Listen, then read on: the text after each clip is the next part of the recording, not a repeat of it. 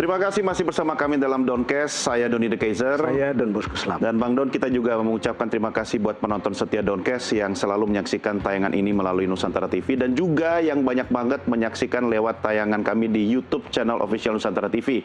Silahkan like, komen, share, subscribe, dan kalau mau tulis komen di situ bertanya juga boleh ya. Silahkan kalau ada yang mau ditujukan ke Prof. Koni, Pak Wawan, nanti kita akan teruskan juga. Oke, Bang Don, kalau saya bertanya-tanya di balik sesuatu pasti kan ada yang bergerak dengan sendiri karena kesamaan tujuan, tapi ada juga yang perlu mungkin digerak-gerakkan, dikipas-kipasi gitu. Kalau Bang Don setelah ngobrol dengan para jenderal itu apa yang ada dalam bayangan Bang Don? Nah, cuman kalau yang ada dalam bayangan saya bahwa mereka berpikir ini adalah sebuah action atau sebuah statement yang memungkinkan ada action di lapangan. Momentumnya ketemu nih. Apakah momentum ketemu atau tidak, itu kita nggak tahu. Tetapi mereka menduga bahwa ini kira-kira arahnya.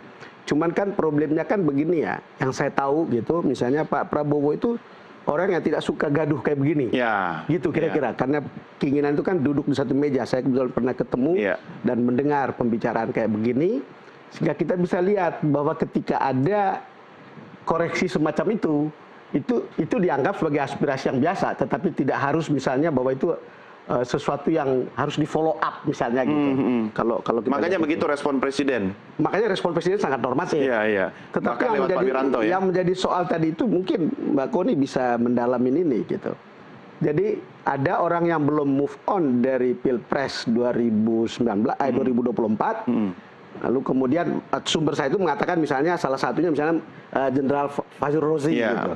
Dulu dekat dengan Pak Jokowi, pernah jadi Menteri Agama, lalu kemudian diganti, lalu kemudian pada tahun ini sudah tidak lagi dengan kubu misalnya Prabowo Gibran gitu, Pilpres terakhir. Dan beliau salah satu yang tanda tangan di pernyataan. Ini tanda tangan dan itu masuklah pasal poin ke-8 itu. Gitu. Gimana pengamatan Mbak Koni yang beginian? Oke, saya sih nggak sepakat ya kalau kita kemudian sangat early langsung mengkotak-kotakan. Seolah-olahnya ada yang dari sakit hati, ada yang kalah atau nggak move on. Begini ya, dengan momentum ini harusnya kita tuh merefleksi diri. Indonesia ini sedang menghadapi ujian sejarah, ya kan? Akankah kita terus menjadi negara demokratis yang dewasa secara etik? Jangan ngomong secara legal ya, sudah capek kalau ngomong legal-legal kita tahu lah legal dalam Indonesia seperti apa. Dewasa secara etik, yaitu tidak jatuh dalam siklus-siklus oligarki atau kekuasaan keluarga. Itu nomor satu. Nomor dua, sebenarnya ini kan peluang loh. Kenapa sih dianggapnya jadi ancaman? Ini tuh peluang yang unik. Karena ternyata Indonesia ini punya model baru ya. Bagaimana ternyata keterlibatan etis militer yang dilakukan oleh para purnawirawan itu mampu melakukan suara moral, kekuatan moral, bukan kekuatan koersif. Artinya, para purnawirawan, Pak Trisutri dan kawan-kawan, itu sedang menawarkan dengan membuatnya dalam satu statement, nanti kita bahas kenapa statementnya beda-beda tadi ya, atau lain-lain tadi. Tapi dia sedang menawarkan jalur ketiga, yaitu transisi, 3 jalur. Transisi etis, damai dan bermartabat. Dan bermartabat tidak dengan cara-cara yang tidak beradab gitu, tapi dengan cara yang beradab, kembali untuk membangun Indonesia yang berkesadaran, conscious nation. Nah sekarang kalau saya tadi bisa mengutip kata Pak Wawan, wah kalau itu kenapa kalau memang tidak bersama-sama gitu, kenapa terus kemudian diviralkan? Justru dari sini menjawab orang yang menuduh kudeta. Kalau ini kudeta, udah pasti semua satu komando, A sampai Z, 1 sampai 8. Justru karena tadi masukan dari Pak Don ternyata ada yang maunya 1, maunya 2, maunya 3. Ini tuh belum masuk ke tahap itu, belum mau tahap kejahatan politik atau apapun namanya. Ini adalah starting dari dialektika. Saya jadi sedih loh. Kenapa? Memang zaman Bung Karno kita nggak pernah rame, pernah. Tapi dialektika itu terwujud. Nah yang sekarang terjadi, makanya saya nggak sepakat kalau kata Pak Wawan, ini kan jadi bola liar. Sebentar, yang bikin bola liar siapa?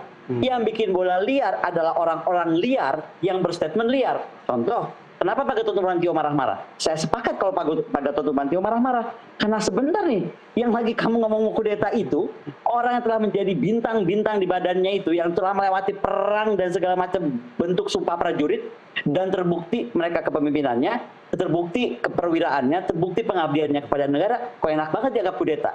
Nggak sesimpel itu. Makanya tadi saya dari awal saya terangkan dulu apa sih makna kudeta, apa sih bukti bahwa kudeta telah terjadi. Jangan dibikin di framing Pokoknya nggak boleh purnawirawan bersuara, nggak boleh ini, nggak boleh itu, karena ini kudeta. Nggak bisa kayak gitu. Besok-besok akademisi ngomong dianggap kudeta. Besok-besok ada orang ngelukis dianggap kudeta. Besok-besok orang bikin syair, puisi dianggap kudeta.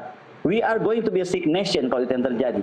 Jadi kalau saya lihat justru inilah sebenarnya kesempatan. Misalnya kita bisa mendorong, oke kalau gitu Pak, kalau saya jadi presiden, kalau saya boleh menghayal, saya undang aja tuh Pak Prabowo kan tentara. Undang, Pak ini bisa terjadi, oke, kita maunya apa? Misalnya ya, para purnawirawan ini jelas tadi disampaikan Pak Wawan, bisa lewat hak angket, interpelasi, DPR, whatever lah, itu udah umum. Channel umumnya apa? Barangkali Pak Prabowo bisa menawarkan, bagaimana Pak para senior kalau saya membentuk Dewan Etik Majelis Moral Bangsa. Anda konsen soal moral bangsa, mari kita bentuk forum etik namanya Majelis Moral Bangsa, yaitu mendorong semua gerakan mobilisasi sipil yang berbasis konstitusi. Sekali lagi ya, saya nggak bilang berbasis revolusi, saya nggak bilang berbasis people power, tapi power yang betul-betul konstitusional. Nah, itu yang mesti disampaikan. Kemudian apa? Meniru model shadow government-nya Inggris. Dia jadi ada yang bisa mengkritisi, ada bagaimana membangun alternatif. Contoh ya, sekarang setiap saya perhatikan, sahabat saya Ibu Megawati ketika berbicara yang berbeda, langsung dianggap, oh ini oposisi. Sebentar ya. Orang ngomong yang berbeda itu nggak dia berartinya oposisi. Dia juga bisa berarti penyeimbang. Kenapa sekarang nggak melihat Patrice Sudar dan kawan-kawan sebagai penyeimbang? Gitu loh. Jadi kalau tadi juga ada pernyataan kenapa ini dipublish di Indonesia hari ini, kalau no viral, no attention. No viral, no attention. Itu kita mesti de facto seperti itu. Ya of course, mereka juga mungkin udah mencoba berbicara, udah mungkin.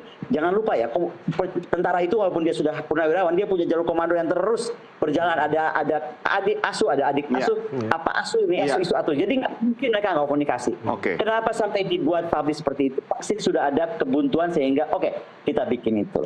Ada lagi satu istilah kalau di dunia hukum, no viral, no justice katanya ya. Tapi Pak Wawan mungkin ada perspektif yang berbeda, silakan direspon. Ya, seperti saya katakan bahwa di era demokrasi bersuara itu sah-sah saja, tidak ada masalah. Dan tergantung bagaimana kita menyikapi. Yang jelas, sebagai anak bangsa tentu punya pemikiran, termasuk keprihatinan, termasuk supaya kita semua saling mengingatkan. Apalagi perjalanan bangsa itu akan terus berlangsung, tidak berhenti sampai di sini. Generasi muda juga yang dalam hal ini selama ini kan disampaikan bahwa Pak Gibran ini sebagai salah satu manifestasi kaum muda. Nah seperti itu sehingga kita tidak ingin ada suatu benturan satu sama lain yang akhirnya mengerucut pada pergerakan di massa, Tapi kalau kata saya mengulik statement Prof. Koni tadi itu yang liar itu memang orang yang punya tujuan liar, orang liar yang memang lihat liar gitu. Kalau ini kan sebenarnya sebagai pengingat bersama gimana Pak? Ya gini, tanggapan kan bisa bermacam-macam. Sebab orang ada yang menanggapinya secara emosional, ada juga secara drastis tadi, udah ada juga yang tanggapan secara ilmiah atau tanggapan-tanggapan yang lebih kepada pengisian podcast komentar yang sifatnya ini lagi tren gitu. Trending itu yang kemudian dia ikut nimbrung untuk menaikkan rating misalnya. Seperti itu kan terjadi di era sekarang ini. Oleh karenanya kita tetap pada satu sikap, kita itu satu keluarga besar bangsa Indonesia. Kalau ada saran, masukan, kritik, saran, meskipun kadang-kadang menyakitkan, tapi ini kan ibarat pil kina, ditelan memang pahit, tapi menyembuhkan.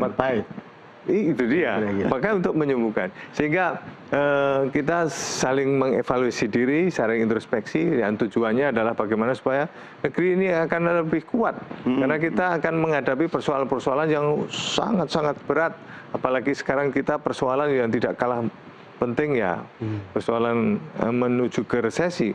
Dan kalau misalnya kita sedikit-sedikit menjadi berantem dalam tanda kutip, lantas bagaimana mengatasi persoalan itu? Maka kan nggak perlu harus berantem kan? Kalau lihat sih sebetulnya respon Pak Prabowo kan normatif ya. Pak Wiranto.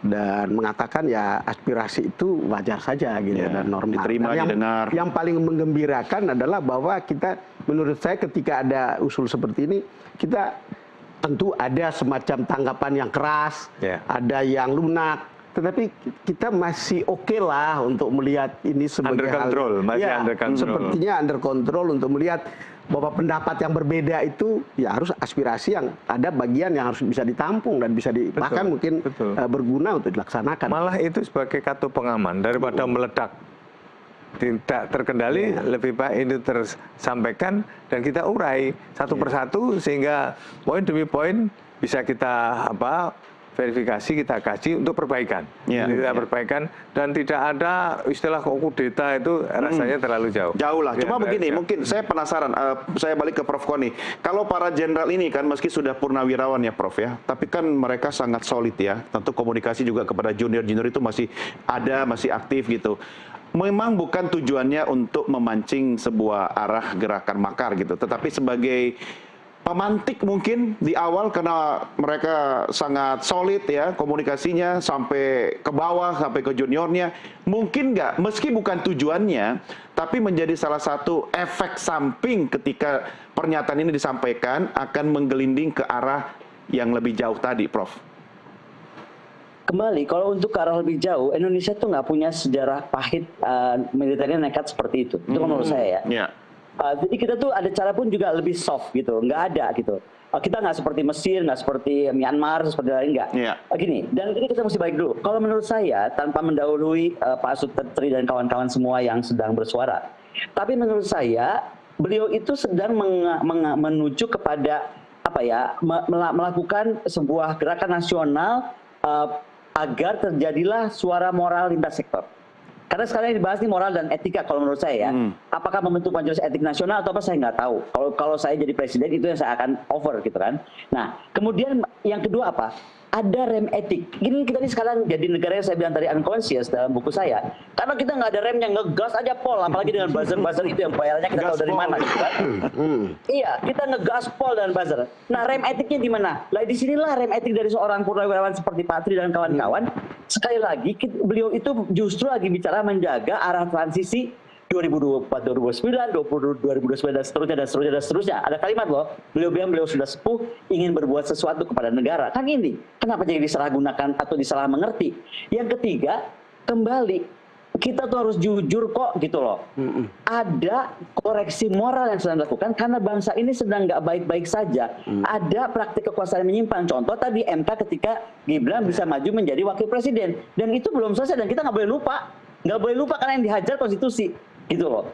Kalau yang dihajar yang lain mungkin nggak apa-apa, tapi konstitusi sebagai pandu negara. Nah, kemudian apa? Yang menurut saya paling penting, beliau justru sedang menjadi mediator publik dalam menyikapi polarisasi dan krisis kepercayaan. Jadi kenapa sama Pak Tri dan kawan-kawan gitu loh. Rangkul dong, tanya dong. Bapak kenapa sampai Bapak bersuara begini? Apa yang menggelisahkan gitu loh. Kayak saya nih, saya tuh gelisah loh. Jangan dibilang saya walaupun di Rusia dengan posisi saya yang demikian terhormat, dengan fasilitas yang demikian terhormat, saya tenang-tenang aja. Enggak lah, saya tetap orang Indonesia walaupun saya sudah bergreen card Rusia, tapi hati saya kan Indonesia. Saya aja itu merasa ada krisis kepercayaan. Akademisi dipolitisasi gitu kan, budayawan dibegitukan, sekarang purnawirawan dibegitukan, mau apa? Mau jadi negara tanpa rem, ya kan? Gitu, ya kan nggak benar dong. Oke, iya. Jadi kalau lihat ini ya Don ya, kalau kita lihat reaksi Pak Prabowo lewat responnya lewat Pak Wiranto kan sudah jelas kan? Iya. Tapi yang saya dengar tadi malam itu, kemarin kan Pak Prabowo menerima para purnawirawan TNI AD. Betul. Kira-kira begitulah. Lalu kemudian semalam itu saya dapat dari jenderal yang satu lagi mengatakan bahwa dia akan memanggil teman-teman seangkatannya. Pak Prabowo akan memanggil para purnawirawan teman-teman seangkatannya. Ya para purnawirawan. Artinya kalau kita lihat, ini kan berarti ada beberapa input ya. Mungkin ya. Ada respon sebenarnya. Ya, mungkin itu cara Pak Prabowo untuk merespon salah satunya. Salah satunya. Gitu. Atau gimana Mas Bawan? Iya. Saya tadi sampaikan komunikasi yang baik akan menghindarkan terjadinya miskomunikasi. Nah, respon dari Pak Prabowo selaku presiden menurut saya sudah tepat. Karena apa? Beliau juga ingin tahu lah apa yang menjadi pemikiran-pemikiran dari kawan-kawan purnawirawan dan pemikiran yang konstruktif tentunya untuk perbaikan negeri ini ke depan. Daripada tidak ada yang tersampaikan lantas menjadi bola liar atau tersampaikannya lewat jalur yang lain, lebih baik jumpa. Ya, kalau jumpa itu aja ya. unek-unek itu keluar dan bebas. Mau ngomong aja apa aja bebas. Dari situlah nanti menjadi terurai apa yang menjadi keinginan, apa yang menjadi harapan, apa yang belum disampaikan, atau keinginan-keinginan lain yang sifatnya out box. Kita nggak tahu, karena beliau juga orang yang punya pengalaman yang udah banyak lah ya. Para purnawirawan ini ya. Betul. Berarti lebih bagus lagi Pak Wawan kalau misalnya nih saya yang bersuara, tapi yang diundang Bang Don gitu. Ya harusnya saya juga diundang dong. Kan saya yang memberikan masukan gitu. Jangan cuma teman-temannya Bang Don doang gitu. Tidak apa-apa. Itu kan soal waktu untuk pembagian. Karena kalau purnawirawan diundang semua kan banyak sekali.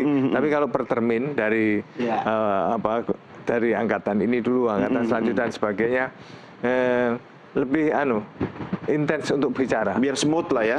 Kalau terlalu diskusi terlalu banyak, itu juga ya. Jadi basa-basi. Betul. Tapi emang kalau tentara itu bisa diskusi ya? Bisa komunikasi dua arah? Beliau kan sudah purna. Kalau masih aktif memang jalur komando. Ya, tapi kalau sudah purna kan ya tentu bisa lebih bicara. Makanya muncul pernyataan ini ya. Ya, sudah bisa berdiskusi lah. Mungkin tanya ke Mbak Koni, perilaku para purnawirawan, apakah masih militeristik ataukah sudah sipil banget? Gini deh, kalau saya lihat sih sebenarnya begini, kita harus bandingkan. Kalau sekali lagi ya, untuk melihat Indonesia itu sebenarnya masih normal-normal aja dengan suara Pak Presiden dan kawan-kawan. Coba kita bandingkan Mesir. Mesir itu ketika 2013 ya, dia tuh memaksa presidennya mundur, Muhammad Morsi kalau nggak salah namanya. Itu militernya itu dilengsarkan. Maaf, presidennya dilengsarkan oleh militer. Kemudian militer membentuk transisi. Ini nggak terjadi kita.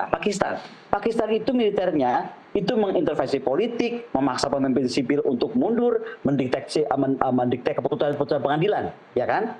Ini kan nggak terjadi juga di kita gitu kan? Karena kalau di Pakistan akhirnya sipil digantikan oleh militer. Nah, kemudian kalau di Thailand itu apa? Peran militernya sering banget kudeta. Parlemen aja dibubarin gitu kan? Dan bagaimana pemerintahan dikuasai? Nah, Indonesia, kalau saya boleh ada pengalaman sedikit, kalau kita bisa melihat tahun 66, ada tekanan militer terhadap Presiden Soekarno, oke? Lewat apa? Coba diingat, lewat surat perintah 11 Maret. Nah, kenapa enggak dianggap sekarang suratnya Pak Tri Sutioso dan kawan-kawan yang dengan 8 poin itu adalah semacam surat perintah 11 Maret yang masih sangat awal karena untuk berdialektika. Bukan perintah ya, sekali lagi bukan perintah. Sehingga kalau waktu zaman surat perintah 11 Maret kan jelas tuh perintah dari Pak Soekarno menyerahkan kekuasaan kepada Pak Soeharto, ya kan? Nah, artinya akhirnya kemudian apa yang terjadi? Transisinya itu tidak impeachment tapi intervensi militer dengan cara pembentukan opini publik, oke? Nah, kalaupun mau disebut sekarang dari apa yang coba dilakukan Patri, ini pun masih jauh dari 11 Maret. Yang harus mengeluarkan 11 Maret Panglima Agus Subianto, ya kan? Ini enggak belum. Nah, jadi artinya anggap aja ini suara para militer yang sangat konsen tadi, karena militer boleh dan harus konsen. Ketika negara ini kehilangan kesadaran bernegaranya, kehilangan etikanya, kehilangan moralnya. Jangan salah ya, kita mesti lihat. Ketika awal Pilpres kemarin, saya adalah salah satu akademisi yang bersuara soal etika dan moral. Betul? Coba diingat. Apa yang terjadi? Wah, dibantai semua pokoknya akademisi. Nggak usah saya curhat, karena saya nggak bermaksud curhat juga. Akhirnya saya pikir, oke deh kalau gitu silakan pilih. Jadilah dia sekarang Wapres. Nah, sekarang udah jadi Wapres. Ada kan muncul purnawirawan yang jauh lebih senior dari saya, yang jauh lebih tinggi jabatan dari saya, yang jauh lebih mulia dan banyak ratusan gitu, yang bukan main-main. Artinya apa? Kenapa sih dulu waktu masih api kecil nggak segera dipadamkan? Sekarang api sudah membesar, sedang mencoba dipadamkan, langsung buzzer bergerak seolah-olah ini kudeta lah, inilah, itulah. Ini yang saya harus lakukan dan tugas dari Pak Don dan kawan-kawan meluruskan. Kalau kudeta itu nggak begini modelnya. Nah, yang kedua, saya mau bilang, sebenarnya dengan ini kita jadi bisa punya, gini ya, saya perhatikan, Presiden punya penasihat ini, penasihat itu. Loh, rakyat juga boleh punya penasihat loh. Misalnya, apakah kemudian Pak Tri dan kawan-kawan bisa menjadi Dewan Kehormatan Bangsa? Yaitu tokoh-tokoh yang bagaimana mereka sangat senior ya, udah levelnya seperti itu, mantan kepala staf dan para presiden, dengan para akademisi pemuka-pemuka yang atau budayawan, yang betul-betul bisa membentuk misalnya presidium majelis etik. Ini kan nggak pernah ada nih. Misalnya mereka bisa bikin presidium majelis etik untuk bidang pemerintahan, bidang hankam, bidang konstitusi yudisial, bidang etika politik demokrasi, bidang ekonomi, etika sosial budaya. Baik. Nah, kemudian gini, coba perhatikan, partai itu punya dewan pakar. Saya itu bukan anggota partai, saya tidak pernah menjadi anggota partai, tapi saya beberapa kali menjadi Dewan Pakar. Apa sih? Memberi kajian akademis sehingga Pak Tri dan kawan-kawan itu betul-betul bisa berdialektika dengan presidium majelis etik, ya kan, dengan para dewan pakar tersebut, ahli hukum, mau filsuf, Rocky Gerung, semua itu masuk ke situ, sejarawan militer, ya kan, ekonom misalnya kan, dan juga bagaimana misalnya Pak Tri kemudian punya sekretariat nasional. Ini yang saya menarik. Selama ini kalau orang bersuara kan dibilang partai oposisi atau partai apa. Nah kita udah ngomongin partai sekarang, ngomongin tokoh-tokoh bangsa yang menjadi penyeimbang negara, mau kemana ini dibawa? Ya, baik. Cuma ada satu pertanyaan besar yang harus dijawab soal momentum, why now gitu kan. Tapi nanti akan kita diskusikan di segmen berikutnya. Kita rehat dulu saat ini pemirsa, jangan kemana-mana, Downcast segera kembali sesaat lagi.